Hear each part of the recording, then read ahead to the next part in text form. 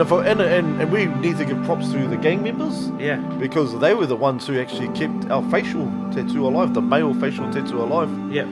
And they were doing that in the prisons. Yeah. And they were coming out in order to look fierce. They were, they were marking themselves with our traditional facial tattoos of the male. Yeah. The Transformative Marks podcast explores how Indigenous tattoo artists, cultural tattoo practitioners, and ancestral skin markers transform this world for the better, dot by dot, line by line, and stitch by stitch. My name is Dion Kazis. I'm a Hungarian, Métis, and Intikatmuk professional tattoo artist and ancestral skin marker. I started the work of reviving my ancestral Intikatmuk skin marking practice over a decade ago, and I've helped, supported, and trained practitioners and tattoo artists here on Turtle Island.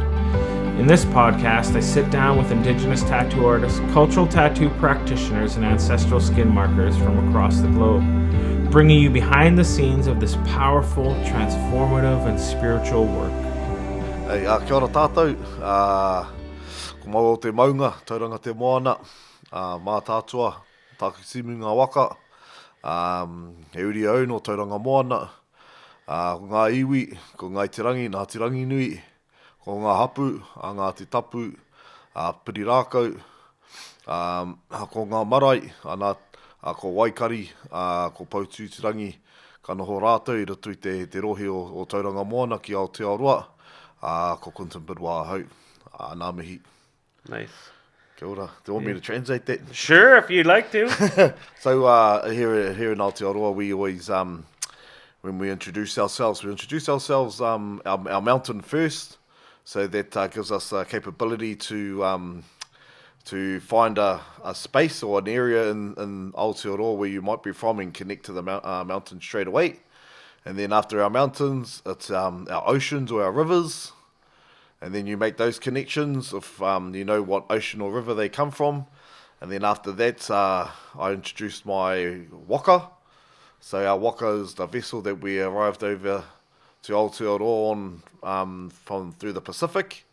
And those canoes for me were Tākitimu and Mātātua. And then after the canoe, we go to our iwi. Our iwi are our tribes. And from that, we go to our sub-tribes, which is more like of a family. So, for example, I'm a Bidois, and our family have a sub-tribe within the tribe. And then from there, we go to our marae, which are like our community, cultural hubs that we belong to, and that our ancestors once lived at. So they're still around today. And then from there, our marae, and then we introduce ourselves. Wow. Yep. That's beautiful. Yeah, it's a nice way of doing it, situating yourself. And the whole thing is not about telling each other who we are, but what it's about is about making a connection. Yeah. So we might be cousins. Yeah. Because your mountain is Taranaki, for example. Yeah. Which is another mountain here in Aotearoa. And once you hear that word Taranaki, you go, oh, shit, we're related. Yeah. We're cousins. Cause Yeah. if you're from that mountain, I'm from that mountain too. Yeah. And then you narrow it down and then you go, oh, I'm from that river. And you go, oh, I'm from that river. Yeah. And then you'll find they'll have and everyone will have one or two. Yeah. And then you might be from Taranaki, but then you might be from Moko as well. Mm. And then you'll go, and then it's about finding those connections with each Yeah, other. for sure. And having ways of means to connect on. Yeah, so so the last thing that you actually say is your name. Yeah. Because it's hard to make a connection just through names. Yeah, for sure. Yeah, but you can make connections through geographical things. Yeah. And that's how we think in regards to us as Māori, being able to... Connection is more important than just the individual. Yeah, big time. So when I think about how does... Or I imagine that those... ways of talking and introduce yourself somehow connect to the work of Moko, of marking the skin for Māori people. Is that a true assumption, or? Yeah, definitely. Like because we live tribal or pan-tribal, every tribe, every tribe had their own designs. So it sort of varied in, like for us, for example, we live here in a place called Tauranga. And we liken ourselves to the ocean, or we call ourselves tauranga moana, tauranga tangata. Tauranga is the place next to the ocean, and tauranga, and we are the people of the ocean. Yeah. So for us, our environment is surrounded with the ocean, fish, sharks, nets, fishing, diving, shellfish, waves, water, you know, all these things that are really ocean. Yeah. So the patterns that we or the way we design our work is based on our environment. So we look at the fish, and we use those patterns to say that, hey, this person is an ocean dwelling person. We use seafood to show that, oh man, this fella comes from a specific sub-tribe. For example, our sub-tribe over here in Tauranga or Ngāti Tapu, we have a flounder. And a flounder for us is what we call a kaitiaki. So if we walk around and we see someone walking around with a flounder, we know that that person comes from Matapi. Wow. And another example is we have round mud snails. We call them titiko. And we sort of are known within our tahuna or our bay for having a lot of titiko. So if you see titiko in designs and patterns, which are beautiful spiral patterns too, you know that that person is from within the tahuna. Wow. Yeah, so everything's environmental for us, and we are a reflection of our environment. Yeah. Does that make sense? Yeah, it totally does. Yeah, it's cool. And also, I imagine in some areas they might have similar flounders or different things, but it would be, it's connected with another pattern. And so you maybe would have that environmental aspect in another place. But when it's connected with 2 or 3, you know exactly, you can dial it in. Is that kind of true? Definitely. Like if you take our let's take our cousins from in the bush, you'll see the type of patterns they use. They're definitely bush patterns in regards to a lot of birds. You'll find a lot of birds in them, using them in specific birds too for specific areas. Okay. Yeah, like for example, the kereru, you'll sort of find that pattern based around the Tūhoi people who sit in our national park of Te Uruwera. And patterns like that are really connected to them because they're bush dwelling people. Yeah.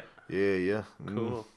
So just to dial it back, just because I got maybe a little bit excited and jumped in. How long have you been doing the work, and kind of tell me the story of how you got into doing this work? Jeez, I've been tattooing for doing Moko for over 20 years, 24 plus 4-ish years. For me, it was sort of something that was installed for me as a little kid. Growing up in our what we call our ancestral houses or our wharenui, if you ever get the chance and you see inside, it's hard not to be in awe of what our ancestors left behind, as blueprints for us. So for a long time, the whole thing around sitting in that space and realizing that, man, these patterns are different to anything else that we have in this Western construct. Yeah, big time. There's nothing, you go to school, buildings, blah, blah, blah, you're in the city, buildings, concrete, But then whenever I was with my grandparents, sitting in the space where there was all these detailed carvings, detailed paintings, just all this real intricate work, and it was specific to the space I used to go to as a young kid, specifically with my parents, and I was brought up in that space. And it was inevitable for me to sort of go in that direction, whether it be whakairo or carving, or whether it be moko. But it was just lucky that I was brought up with some Haututu cousins. We were sent away to boarding school together, and as you do, you sort of pinch the Indian ink from the art room and test on each other. And one of our cousins, Stu McDonald, who's another artist, local artist, he left school earlier than us, and he started. And he brought us back in. Well, we finished school, and he brought us in. He goes, he was being taught by a guy named Ra Cooper. And Ra Cooper was taught by a guy named Palo Suluape. Okay. So the Palo story, you've probably heard from a lot of other artists. Is a story that connects us too. So we were quite lucky that Palo taught Ra, because Ra was one of the first Moko artists in Tauranga. Wow. And then Ra taught Stu, and then Yeah. Stu pulled us, and then we all started a rōpū called Moana Moko. Oh, wow. Yeah. So this was in the right. We were just sort of leaving school. We were young, mischief, tutu Yeah. fellas. So Yeah. mischief, tutu being like young people who have no boundaries. Just And going crazy. Yeah, just going crazy. And we were like, we knew the art form because we had like, the patterns, the blueprints were all there for us. Yeah. And we had grown up drawing them. Yeah. Or like here in New Zealand, we do this thing called kapahaka, which is performing. And as a performing, we used to draw patterns on ourselves to perform for other people. Yeah. And that was really the kickstart as young kids. Yeah. Drawing patterns on our faces, on our arms, on our wherever we could, in order to perform for other people. But when we got older, we went, oh man, we could make this permanent like our ancestors. Yeah. Because when we grew up, the only people who were wearing that type of stuff were gang members. Yeah. And as soon as anyone seen you with those type of markings, straight away you were a gang member. Or if you weren't a gang member, you were, a mischief person who's just come out of jail or something. Yeah. And and we need to give props to the gang members. Yeah. Because they were the ones who actually kept our facial tattoo alive, the male facial tattoo alive. Yeah. And they were doing that in the prisons. Yeah. And they were coming out, and in order to look fierce, they were, they were marking themselves with our traditional facial tattoos of the male. Yeah. But our queer held onto it all the way through. Yeah. Where our facial tattoo was almost lost into the night. Yeah. Yeah, when I think about that, it's cool to hear that. It just sparks in my mind that the act of drawing or painting those on the face and in terms of performance also maybe paved the way for it to become permanent because you could see it, right? Like you could see, oh, that looks badass, right? Or, you could see that ancestral face, even if it was only there for a little bit of while. And then, I could imagine that starts to make you think. And us Māoris, we're really inquisitive people. And we're always asking. We're just like Maui. If you know anything about the ancestor Maui, he was a person who questioned everything. Yeah. And through his questioning, he got things done. But he did it in a way that was mischief. But he got it done through that, the ways and means of doing it. Yeah. Just like our coyote. Yeah, just our like your coyote. He's a bit selfish, bit of a big ego, exactly. Stumbles around here and there. Gets up into, gets into a little bit of trouble. Yep, and I think that's where our mischief sort of, our hard case ability comes from, doing things we like touching, We're really, Definitely. And if we can't touch it, we'll touch it. For sure. Yeah, bro. Yeah. We call it being a tutu. Yeah. And then also, too, it's interesting for me thinking about how, you were talking about sitting in the marae, sitting there and studying those patterns, right? Yeah. And so how those are just built into your everyday experience. Those patterns are just part of your life. Yep. Whereas for us, a lot of our patterns are in the museums. Yeah. Right? And so it's a totally different experience. And I would say part of my inspiration for my work has been coming here. Watching the work that you have been doing. Yeah. So, it's awesome to always come back and to see that and relive it and, reignite that fire for myself. Oh, choice. Yeah, man. That's awesome. And I also, lift you up for the work that you do with your community and the stories that you hold. I was telling these guys who come over that, you took us through, the mount and shared all of the different stories about the places around the area. Yeah. To us, stories are important, because the stories remind us of the feats of our ancestors. But it also reminds us of our connection back to our land, back to our river, back to our mountains, and it gives us it puts us in a state, or puts us in a mindset of understanding who we are and understanding we have a place to stand because we are the land and the land is us. Yeah. And without those stories, well, do you really belong to the land? And those stories are, I don't know, they're the, what would you call it? They're the in a probably a Western perspective, the stories give us the right and the means to be here as Māori. Yeah. Yep. Yeah, definitely. Builds that relationship. Yeah. Keeps it, I guess, what would you say? Keeps the relationship fresh in your mind. Yeah, yep. Right? Yep. Of the eons of time that you've been here and yep. connected back to this Yep. place. Yeah, that's cool. So when you think about the practice of Moko, one thing that I found really inspiring is that you have folks that can do the work, can do Moko, and that is their livelihood. For me, that's quite inspiring, right? Yep. So yeah, just maybe talk to me about like what it's like to be in a place where your ancestral marks are used as, a part of making a living. Yeah. We've got into a space, Te Ao Māori or Māori, where a lot of the people who are coming through are in that space of being able to capitalise on their on the art form and actually make a good life or good living from it. Yeah. Because there's so many people who are intrigued by the art form, but it's got into a place now over the past 20 years where it's just this thing that's blowing up. Yeah. And it's actually become cool. Yeah. Yeah. And that's through a lot of work from a lot of people who have driven the art form from way back in the sort of late 80s, early 90s, and that we call the Jedis, or the guys who helped bring that back to fruition for us as Māori.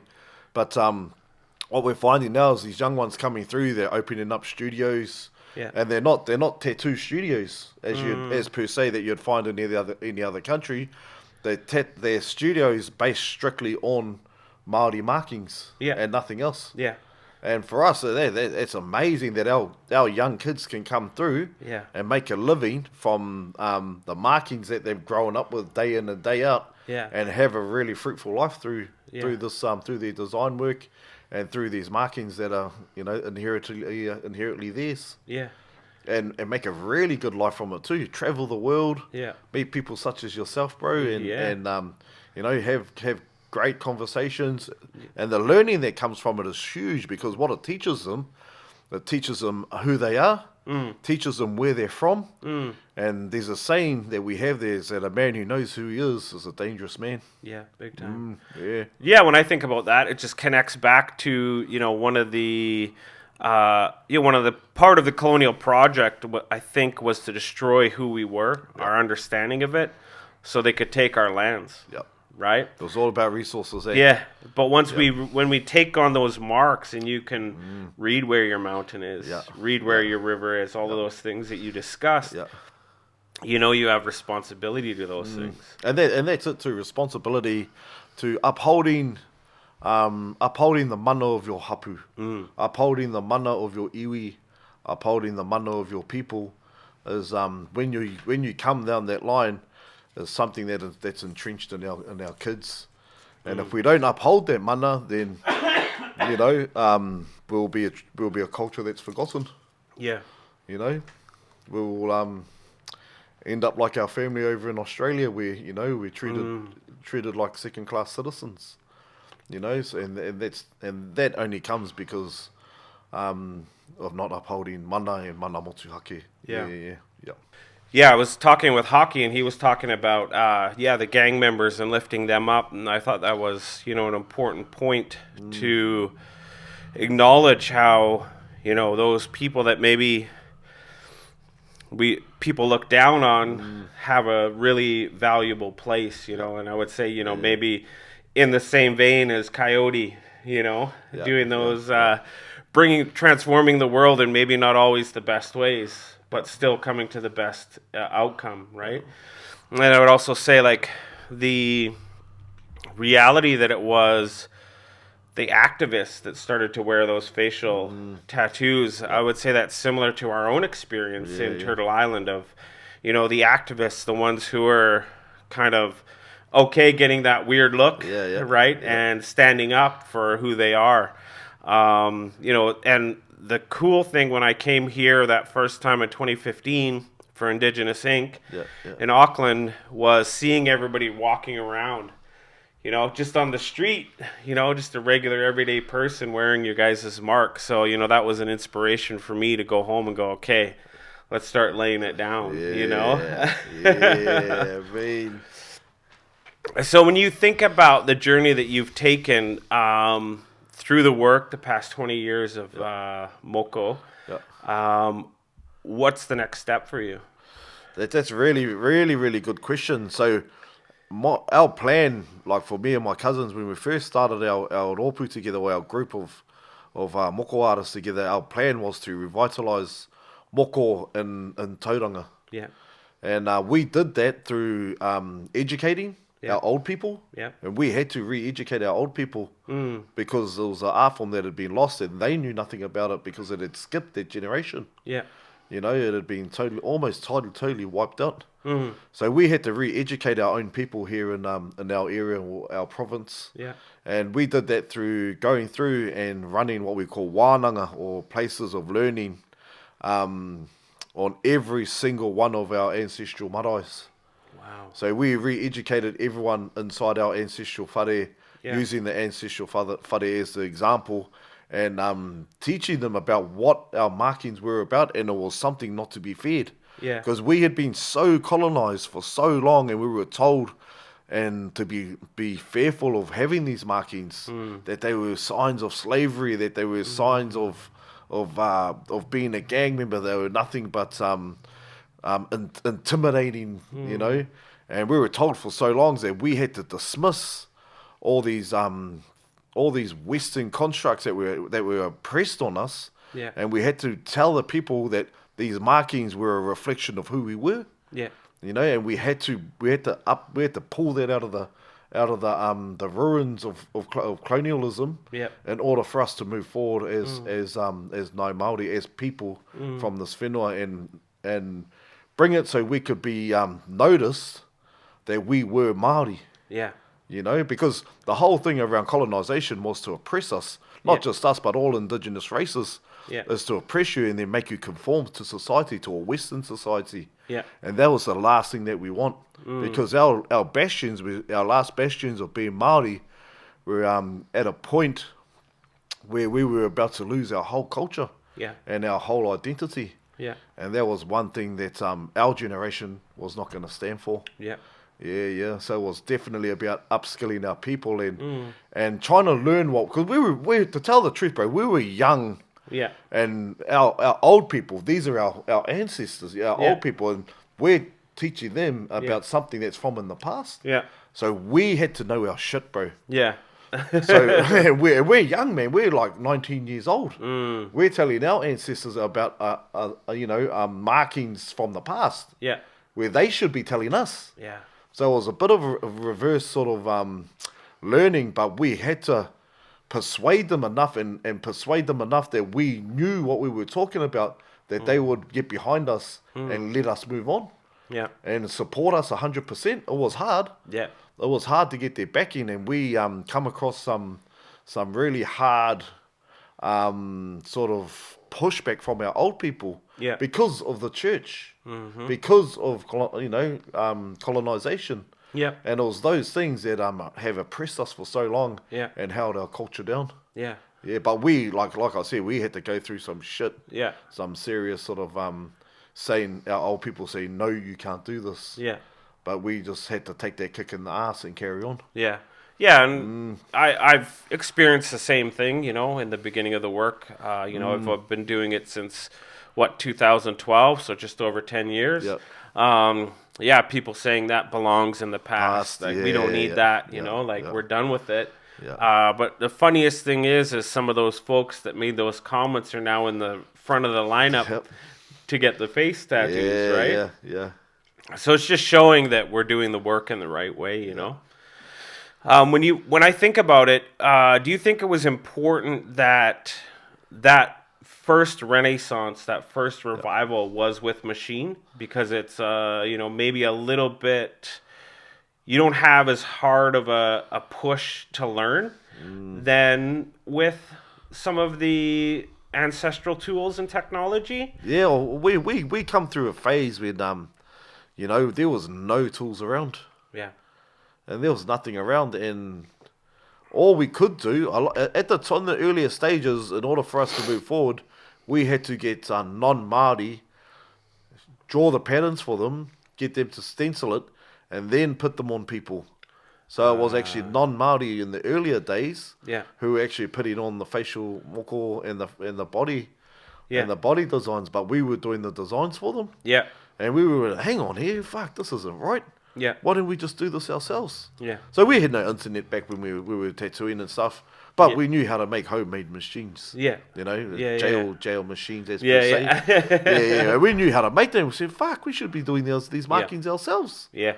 And they didn't want to give us machines, these tattooers. Yeah. Because, fuck, we were taking money off them. Yeah. They didn't want to share. Fuck, we struggled to find one proper machine. Yeah. So for a long time, we were using boob guns. Yeah. What we call boob guns, the jail machines. And fuck, I got some stories, man. I can tell you about some of the shit we were doing in those earlier days. We were lucky we didn't, make anyone really sick, eh? Yeah. But we had to do that. Yeah. And if we didn't do that, we wouldn't be where we are today in the stages of Moko now. Yeah. And so there was a time and a place for picking up the machines and learning what we had to there. But I think it was the easiest way to put those markings on us. But I still think we should have. If I think back, I think we should have picked up our traditional instruments as well, because it seems like we've progressed so far in the world of Moko, and everyone looks at us and we're the best at the world of what we do. Oh, yeah. Without a doubt. Oh, 100%. And but we're not the best at the world at doing these markings like our ancestors did. I was talking to you before and talking about what Keone said to us in 2018, I think it was. Yeah. And Keone sat down while we were drinking kava and he says, Māori, you've lost your songs, you've lost your waiata. Where's the sound of the tapping? Yeah. And as I was sitting in the marquee today working away, the best sound I could hear in that whole tent was the tapping of the Samoans. Yeah. And Keone was right. We've lost that song. We've got only a handful of people who are tapping at the moment within Aotearoa. And I think the renaissance of Moko, it's thriving. Yeah. Our young ones coming through are far second to none. Yeah. And they're awesome artists. And they're pushing the boundaries with the design work that they're doing, and it's amazing. Yeah. Awesome level. So I think it's time for us who have, done... we've been in the industry for a while. Yeah. And what I'm trying to do now is push away those tools of colonized, people who colonized us. Yeah. People who raped us and stole our land. And we need to go back to those tools that sung. Yeah. And that's exactly what Keone said to us. Yeah. He's a Hawaiian saying, you Māoris are dumb, man. Yeah. You're using these tools of people who have, colonized you for so long. Yeah. So we need to, we've got the ability to go back to the tools. Yeah. And I think for us, it's just about, the new renaissance or the new resurgence. Yeah, the next step. And now going back to the tools. Yeah, and it was cool in our conversation earlier. It was a good insight for me to think about, because I had expressed to you, for me, it's like fully embracing my contemporary reality, right?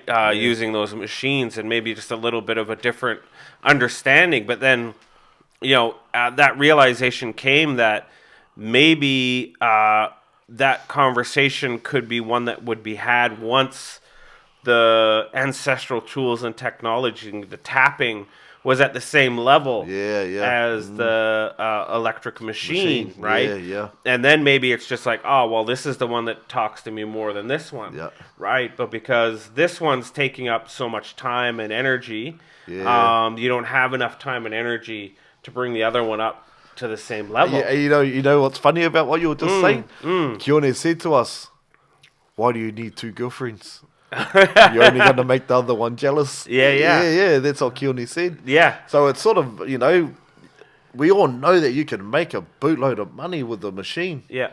But why can't you do the same with the tools? Yeah.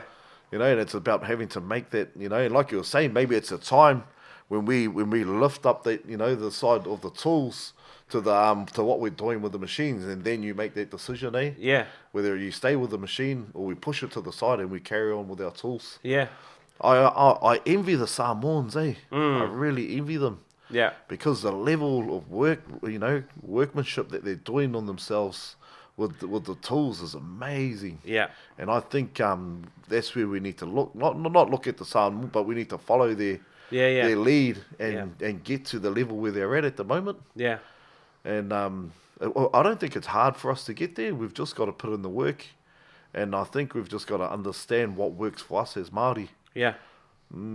Yeah, because the reality is, for me, when I think about it, our struggle is that we're just beginning to enliven the patterns themselves, right? Yeah. Coming to understand what our ancestral patterns were and are, and what they mean, interpretations, all of those things.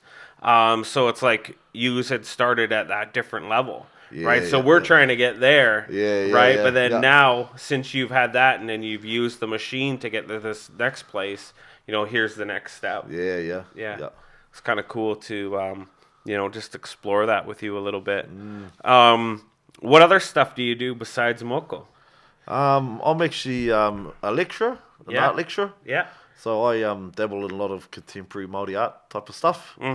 I'm a father, but I obviously live on the ocean, so I love surfing, diving and fishing, bro. Yeah, you took us out. You took us out the other. Bro. So my thing is, I'm passionate about the ocean, eh? And I do a lot of hunting too. Like to know where my meat comes from, and we're quite lucky here in New Zealand, or Aotearoa, that we can go for a dive in the morning.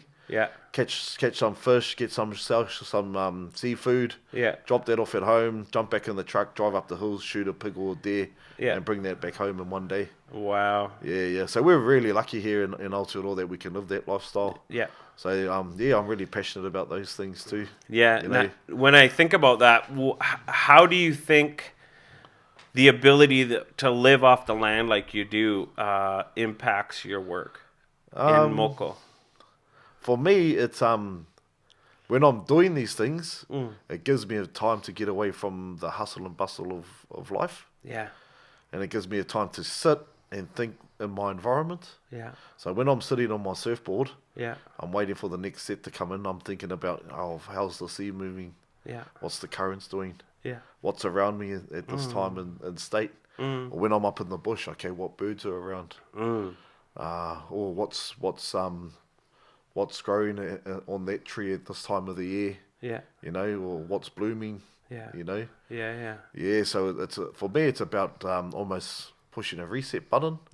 And making that connection once again to the environment. So it's a huge part of my practice and understanding my surroundings or my environment. In order for me to take back to what I'm designing. And reflect on, okay, can this pattern move a little bit? Compared to, I seen an orca today. And okay, so where does an orca sit in regards to our patterns here in Tauranga? I caught a kahawai today. Is there anything on this kahawai that reflects who we are as a people? I caught whitebait today in my net. What does this whitebait represent in regards to the rivers and the health of our rivers? So those being able to be in my environment definitely helps. And reflecting, and also is inspiration in regards to the designs we use and do. Because it's not about just taking the designs from our ancestors, it's about progressing them as well. Because that's what they did. They progress their designs all the time. So it's taking what they've given us and being able to progress that through our environment today. Adding to it.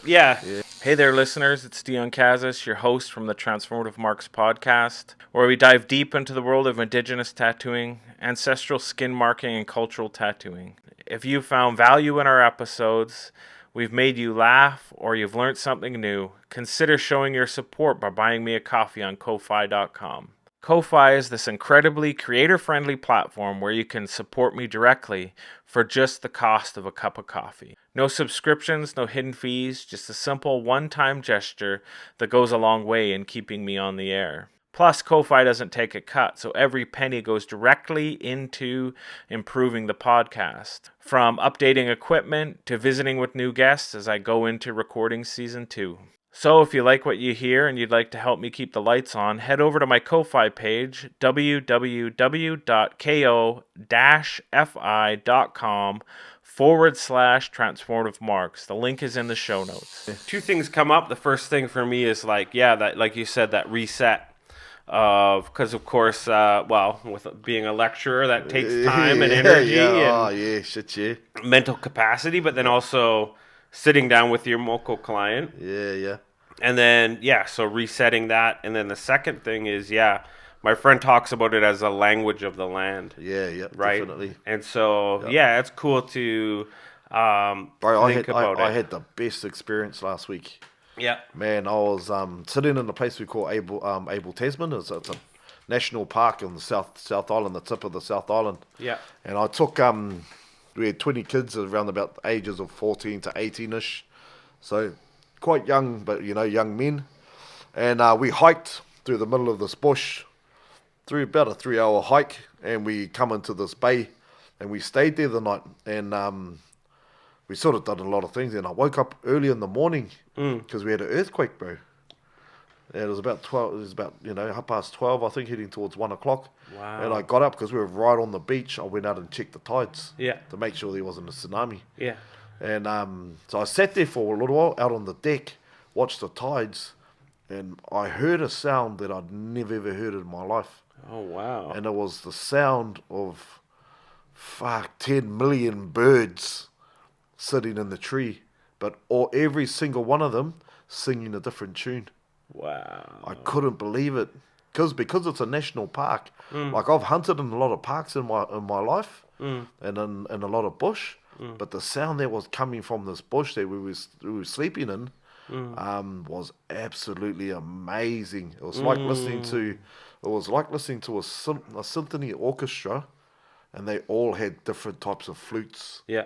And I was like, wow, it was an experience I've never ever felt before. Wow. And it was one of those times where you reflect and you go, man, my ancestors, now I realize why my ancestors' language is that of the birds. Yeah.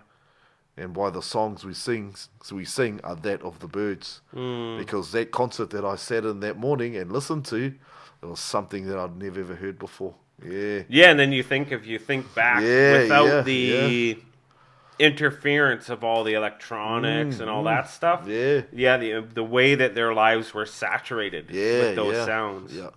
And it was amazing. Yeah. I couldn't believe it. Yeah. That's pretty intense though. Earthquake. Yeah. Oh yeah, shit, I freaked out. It was like 4.5 on the Richter scale. It wasn't a huge one, but it was just one mountain over from where we were staying. Yeah, but all the boys were so tired, none of them felt it. Didn't even wake up. Yeah, me and my mate, we woke up. Yeah. Kia ora himi. Yeah. And we got up and we were like, jeez. Yeah. Yes, but it was, I don't know. Yeah. Might have been my ancestors waking me up and saying, "Hey, come and listen to this." Yeah, we have a concert for you. Yeah, we put on a concert for you. I was like, jeez. Set it up just for you. Come on. Yeah. But it was amazing. Yeah, that's cool. So that's the type of things we're sort of talking about here. Yeah. The effect that the environment has on what we do as artists, and as people, and realizing that these signs left behind for us to read, but you've got to want to be able to read them. And put yourself in a position to read them. Yeah. Because if you just got your headphones on or you're always in your phone, you're not gonna connect. You're not gonna patch in. And that's it. It's connecting. It's connecting with our environment and being able to connect and wanting to connect. Yeah. Wanting to connect. Yeah. Taking that time. Yeah. Yep. Yeah, and I guess it relates back to, in the beginning where you had talked about building a relationship. And we can't really build relationships with things that we ignore.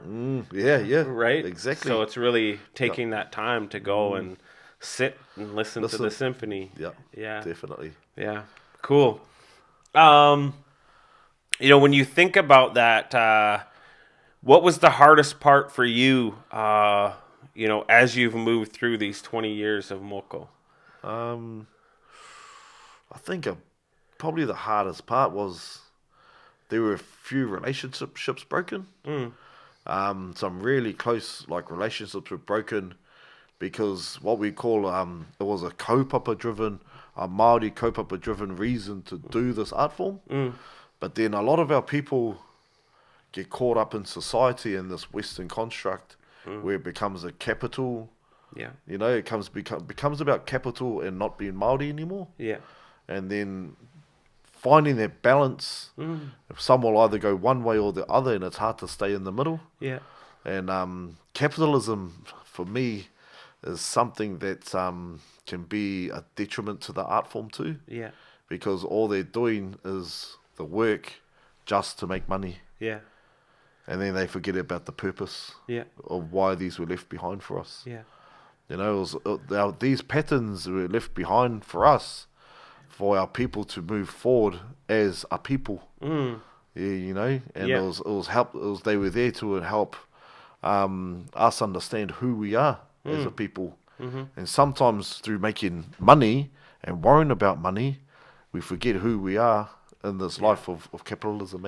Yeah, no, that's a good point. That's that's such a good kind of conversation to have. You know, that balance between making a living, but then taking it a step further, and you know, trying to get the flash car, trying to get this, that, and the other thing, and then also remembering why the work is here for our people, and trying to find that balance between those two things, because neither of them is the most important, because you can lose yourself in either way, right? Because you just, but you know, that's an interesting distinction and thing to try and find that balance between those two things. So for me, I'm really, really lucky. And this is probably a hard thing to do in one's life, where I've found a balance where my passion hasn't become a tool for me to make money. And that's why I have a job. That's why I lecture in a mainstream university teaching art, is so I don't have to lose myself, lose my identity through making money and pushing this thing that I love that was left behind, our identity, all these things that we are, in order for me to just chase a Western construct again. Which is a Western construct. We need it. But it's at the end of the day, it's something that was put on us through a Western colonialism view, and it's just happened to be a way that we have to live now. Because of that. And I'm lucky enough that I don't have to push my art form to make money, because I have something else that makes me money, and I can treat that art form with the utmost respect. And that it deserves. And I'm lucky enough that I can go around and share, you know, what I know through my work, and not make it about business. That's a good distinction as well. Maybe not a distinction, but a valuable point to bring up is that you have the ability to say no to some of the folks that maybe want the work, because you don't need that money. You don't need to pay rent that, because you've already taken care of it. And I'm just lucky that we have, you know, within my job, they expect me to be a practitioner. So they give me the days off to be a practitioner. Wow. And still pay me. So, you know, that's what I said. I'm in a lucky position where I can do that. But it's also, maybe it speaks really highly of the way that Moko is held up in the area, in Aotearoa. So I used to work at universities, and you get research days to do research. You get paid research days. So my research days is doing Moko. Wow. So I'm quite lucky. That is kind of an epic situation. You know, and I would say, like, so all you universities out there listening. So they expect me to do Moko as a part of my job. Wow, that's mind blowing. Yeah, so they send me to Tahiti, Yeah. to all these different places to make sure that I'm getting research done for my institute. Yeah. Wow.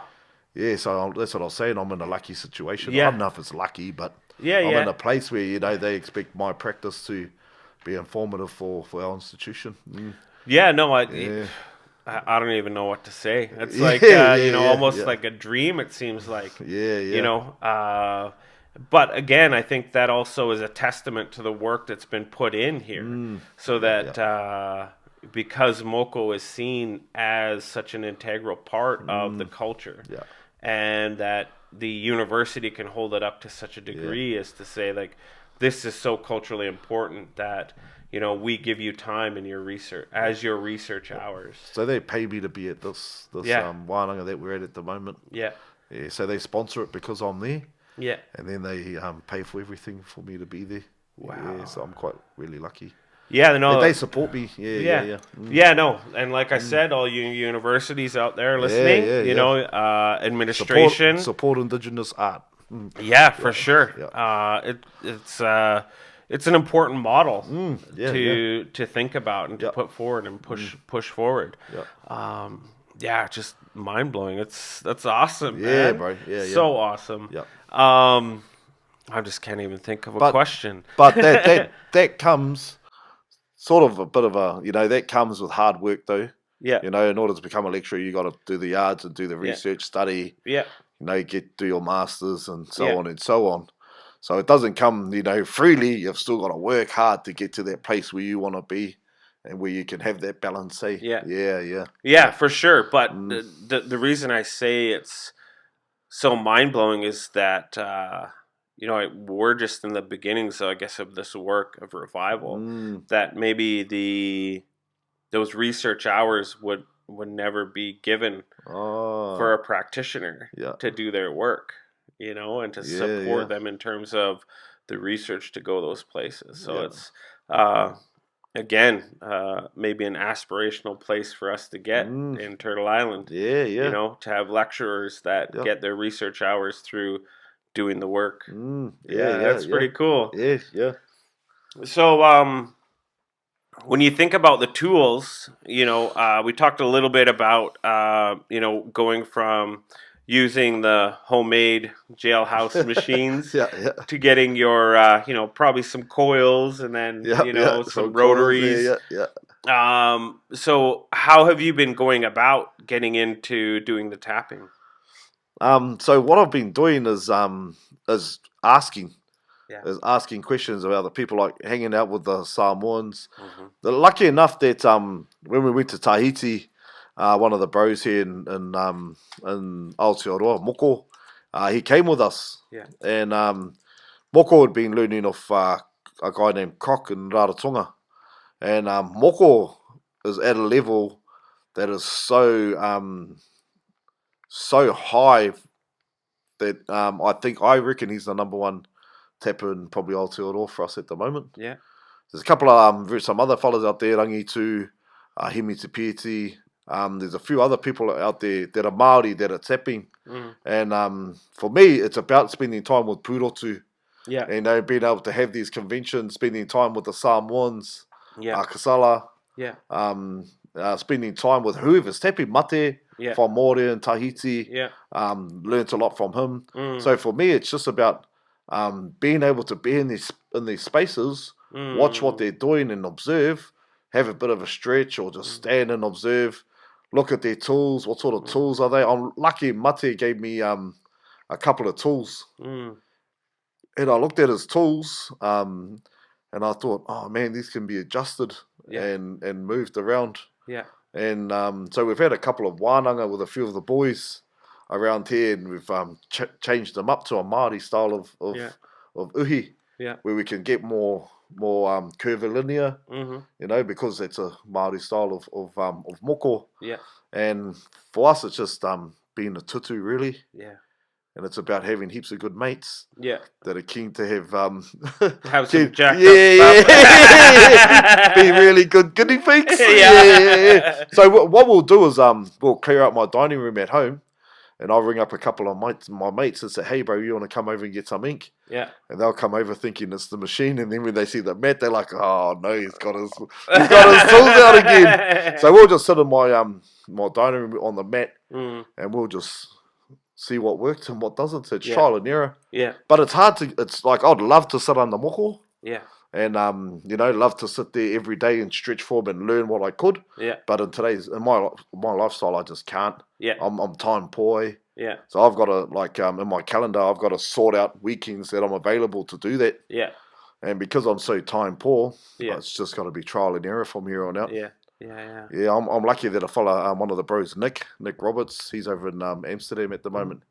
He's learning how to tap.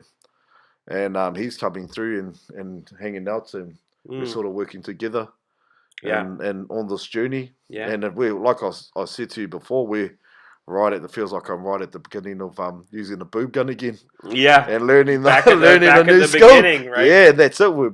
I'm back at the beginning. Yeah. What we call the kohanga, and for you out there, kohanga is like our daycares. Oh yeah. yeah. So I'm back there.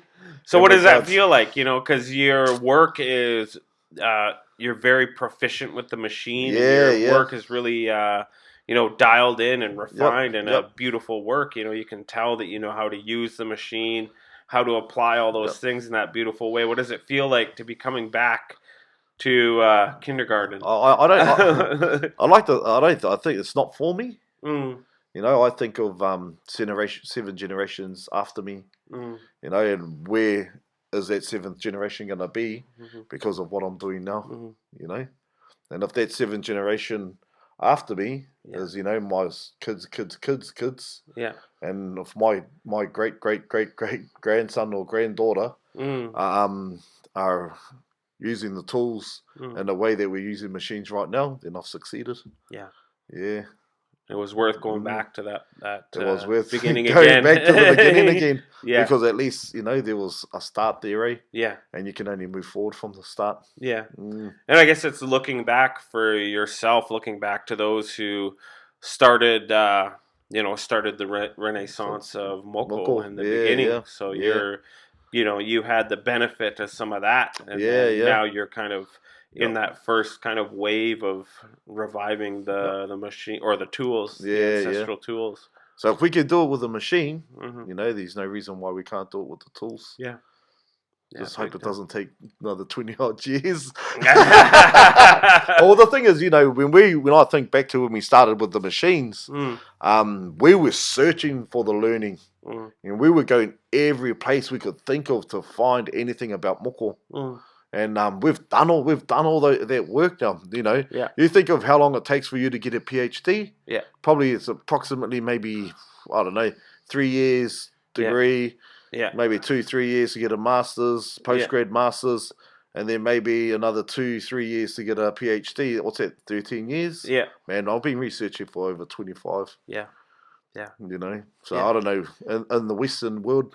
Yeah, it means nothing, but in Te Ao Māori it sort of means a lot, but still doesn't make me the best of the best. It just says that I've done a lot of research. Yeah, and I would say that me, a lot of us have done a lot of research based on this art form. Yeah, and I would say that an argument can totally be made too that it's not just the research of going to the museums or looking in the books or any of that stuff. It's also doing the work, right? Yeah. Like the understanding of why the ancestors put that pattern in that way. Yeah. Right? When you put that line in, you're like, that's why. Right? Yeah, and exactly. Or the becoming there is a certain type of understanding that comes from sitting with the people. Yeah, and that's exactly where it's at. Yeah. Like before I had my masters or anything, my teaching was all in the marae. It was in our place of sitting with the ancestors. Yeah. And they might not know anything about Moko, but they'll know one specific thing. And they'll just go, oh boy, I remember when Koro Turi Te Kani was sitting there and he told me that blah, blah, blah, blah, blah, blah. And then they're talking about Moko. Yeah. But it's something that they didn't think was important that no one else knows about. Yeah. So what we used to call them gems. We used to call them gems. Yeah. And we'd run a wānanga, and then we'd go, bro, how many gems did we get this weekend? Mm. And then we'd go, yes, there goes a gem, and we'd grab that gem and put it straight in our what we call our kete mātauranga, so our basket of learning. Oh, wow. Yeah, so it was about finding the gems at all these places we could go to. Yeah. We'd go right into the bush and seek out people that we knew might have sit with tame poata, for example. Yeah. And in just anywhere we could find anything about Moko, we were there searching. Yeah. Yeah, it was cool to, when we were here, Nahan and I last time in 2020, we went to Te Papa, and they showed us the toolkit that had some of the blades. Yeah. And then also on the other side, the needles. Yeah. So that transition from the blade to the needle was so cool to see, right? Yeah. And it's just mind blowing to think about that transition. And from what I understand, there was quite a famous Moko practitioner from this area, correct? Yep. And I think you just said his name. Oh, that was his father. Okay. So Tame Poata was his father. Yeah. And Te Kani Poata, Te Kani was Koro Te Kani. And the funny thing is, I used to sit with Koro Te Kani all the time. So, you know, we were at Wharenui. Yeah. And there's all those little houses towards the water. Yeah. He used to live in one of those houses. Oh, wow. And he was the son of the last samurai. Wow. Yeah. And he had manuscripts of his father's work. Who was the last person, probably one of the last people to tap. Yeah. And he was sitting in our backyard all this time. Wow. It was funny because when Koro Te Kani died, Derek and Mark Korpo and all turned up to Wharenui, to where we were at the moment. Yeah. And I was going, far out, that's bloody Derek Lardeli. Yeah. Oh, Mark Korpo. And I was like, hey, how come these fellas are here? Yeah. And I thought, they might have had a link to, Koro Te Kani. And then I realised that, oh man, this guy I was sitting down having all these talks with was the son of the great Tame Poata. Wow. Then I was like, wow, I didn't even know this whole time. Yeah. But he was an old man who only spoke Māori. And listening to his stories, he used to make me laugh. Because my auntie used to be his his cleaner and stuff. Yeah. But he would always be around the marae. Yeah. Wow, that's so cool, hey?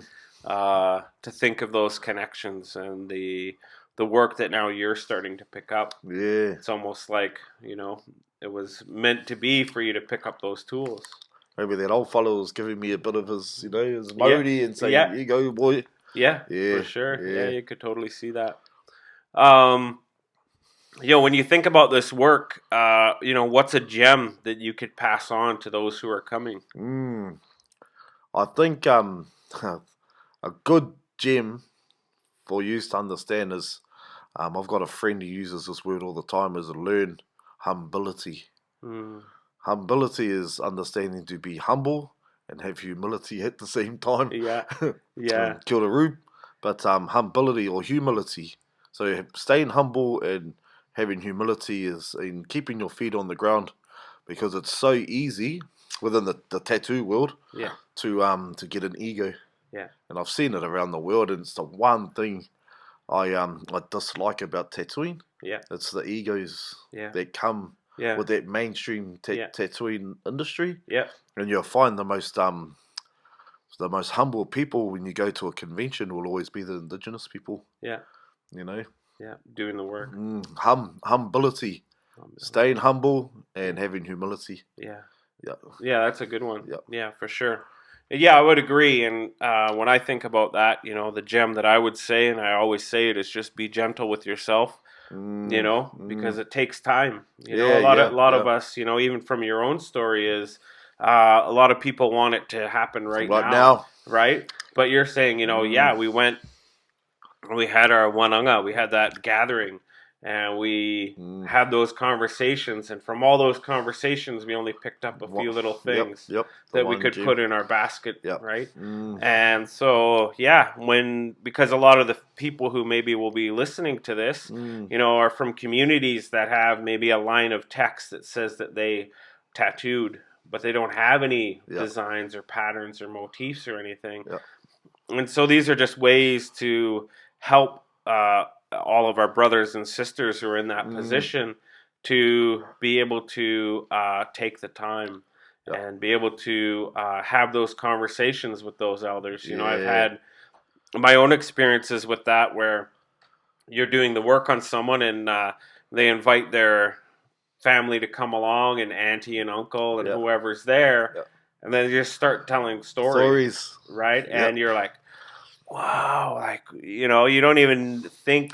And then all these gems are just spewing out there. And you're going, thank you, I'll have those. Thank you very much. Yeah, totally. It's just crazy. Yeah. And so that's one, and I guess that's why it blew my mind that your university is supporting you in that way. Is because for me, it is through the work that we learn a lot of these gems, right? Yeah. And it's through those conversations that we have with the families and the people who come to get the work that those gems now are starting to come forward. Because I always say that, you know, if we don't have a reason to remember some of these things, we never will. Yeah, exactly. But when we get into these positions and these places, then we have an opportunity to go, oh yeah, I remember this one thing, you know, blah blah blah, and then we're off to the races. And it's hard case, man. Like it took us years to find all these gems, but now these gems that we found, they're an everyday thing now. Yeah, and they're being spoken through from all our young people that are coming through and learning Moko. Yeah, like it's normal. Yeah. But it took us so long to get that one gem, but it's gotten to the point and it's come to fruition and it's become normality. Yeah.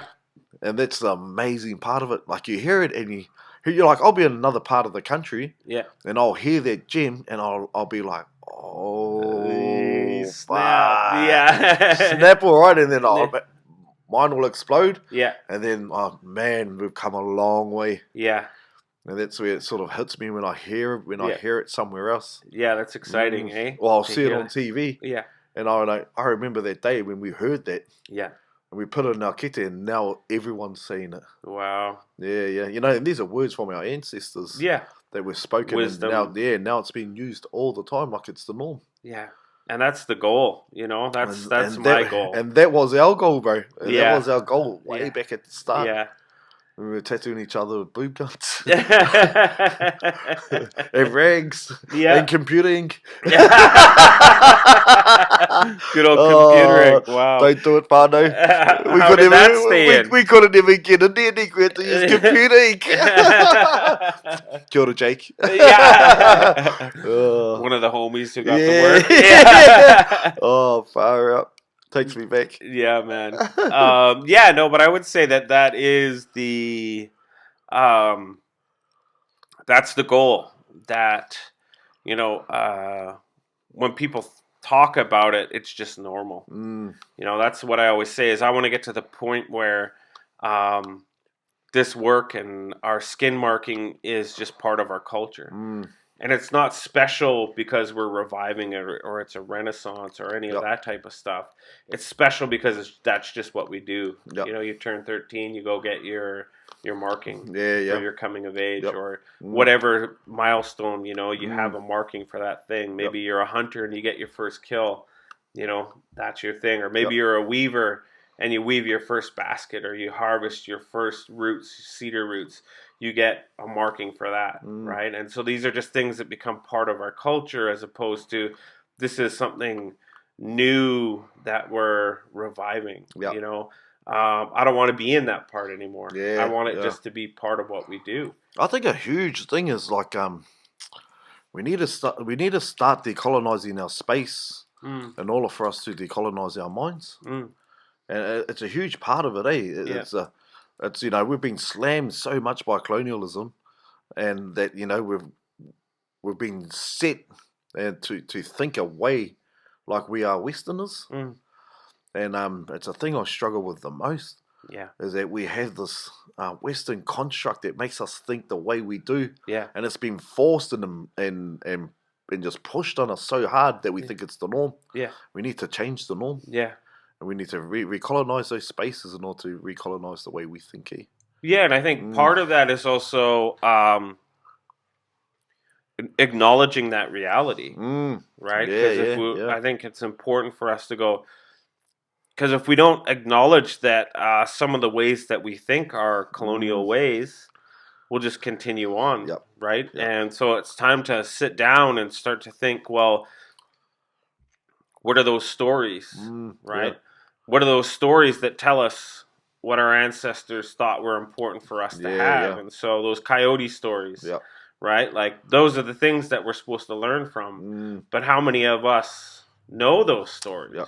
And sometimes a lot of those stories, like we talk about it here, that it's being able, what we call kōrero muna. And the kōrero muna being able to read between the lines when those stories are told, You know, and they're told in a specific way. It's not to think that Maui can pull up a whole island with a fish and a hook. Yeah. You know, there's stuff between the lines that you have to read in order to get the cues that our ancestors were telling us within those stories. Yeah. Yeah, but having the opportunity to hear them, think about them, and to be told that you got to think about this, because that's going to help you transform this space. And that's it, transforming that space. And making it indigenous. When you think about, you know, as we start to wind down, mostly just because my voice is shot. What are some of the things or the questions or the things that you think people should know maybe about the work here in Aotearoa, and or about the work of revival? It's a long road. The road to revival is a long road, and don't think it's going to happen overnight. Because we're in a generation at the moment where everything's instant. And revival is definitely not instant. Just because you think you can bring it up on a phone or iPad or something like that, you think that's the answer. The answer's not on the internet, sorry. And the answer is out there with your old people. The answer's out there within your own environment. And it's there. You've just got to read between those lines in order to find them. And they will come. They will come. And they've been left there for a reason by our ancestors. Whether it just be those couple of lines on that page, the rest will be there. They're there waiting to be found. And those gems are there for everyone. You just got to search for them. And because how long would you say the revival is at now here, or the Renaissance of Moko? To me, I'm still quite a relevantly young guy. And I'm sort of at the point where I can just go, you young fellas take over, because shit, they're racing up behind us, and they're just mowing us over. You know, and that's the truth. And the work that they're sort of pushing, the boundaries they're pushing with our art form now is amazing. So when you know that they're outdoing you in this work, then it's, you know, maybe your time is to just step to the side and let these young ones go. But you've got to be, you know, brave enough to say that these young ones are amazing. And you've done your job. You know? Definitely. So it's a hard road, but know when you need to pull to the side for the rest to bolt forward and be absolutely even more amazing. And lift them up. Lift them up and help them. Give them the guidance still. But let them bolt for the, you know, let them aim for the moon. Before they miss, they will be amongst the stars. Awesome. You know? Awesome. Well, I appreciate you taking the time away from this gathering to have a bit of a chat with me. I hope, cool. You know, next time I come back through, we can do another one and update and see where you're at, see where your tapping is, and you know, gather some of the gems that you've picked up as you've been tapping the homies. Jim bros. So thanks for chatting with me on the Transformative Marks podcast, and I look forward to the next time. Me nui kia koe te tōkana. Wai maria mātou ki te hara mai ki te no ki tā mātou taha. Ki te toha tō koutou whakaro ki tō whenua. Tai noa ki tēnei whenua ki Aotearoa, so roto tēnā me nui kia koe e hoa. Kia ora, I was just thanking the bro for all these years coming over and sharing his kōrero with us, because without kōrero, without dialogue, we don't know what each other are doing, and it's hard for us Indigenous whānau to decolonise ourselves, Yeah. and live in a world that is made from that Western ideology. Yeah.